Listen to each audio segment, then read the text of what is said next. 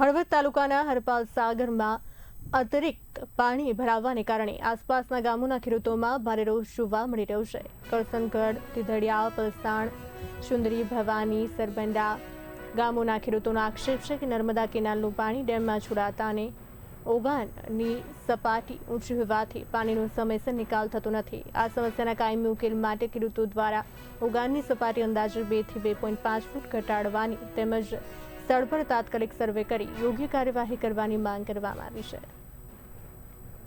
અમારું ગામ બ્રાહ્મણી ડેમને જોડતા એટલે કે હળવદ તાલુકાને જોડતા બ્રાહ્મણી ડેમની કાંઠે આવે છે અને અમારી જમીન બધી ઘણી ખરી ડેમના એરિગેશનને જોડતી આવે છે। તો અમે એરિગેશનના સાહેબો કે કલેક્ટર, મામલતદાર કે જે આવતા હોય સાહેબો એમને વિનંતી કરી કાં ડેમની સપાટી થોડી 2-2.5 ફૂટ હેઠી ઉતારે, કાં અમારા ખેડૂતને કોઈ યોગ્ય વળતર આપે।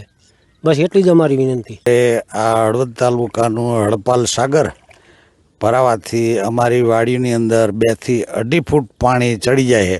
ખાતેદાર જમીન કરસનગઢની લગભગ અંદાજે 12 થી 15 ખેડૂતની વાડીઓની અંદર પાણી 2 થી 2.5 ફૂટ આવી જવાથી ખૂબ મોટું નુકસાન થાય છે।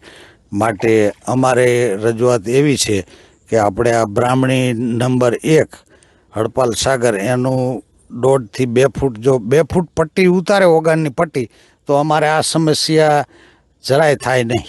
એટલે કેટલા ટાઈમથી આ સમસ્યા થાય? અમારે લગભગ આમ તો માનો 8 થી 10 વર્ષથી તો આવી જ જાય છે, કારણ કે કેનાલનું પાણી આપ્યું ને એટલે કેનાલનું પાણી અંદર ડેમમાં નાખવાનું થાય એટલે થોડું પાછી નદી વરસાદ આવે એટલે પાણી ડબલ થઈ જાય। એટલે નહીંતર 8 થી 10 વર્ષ પહેલાં આવી પોઝિશન નહોતી બનતી।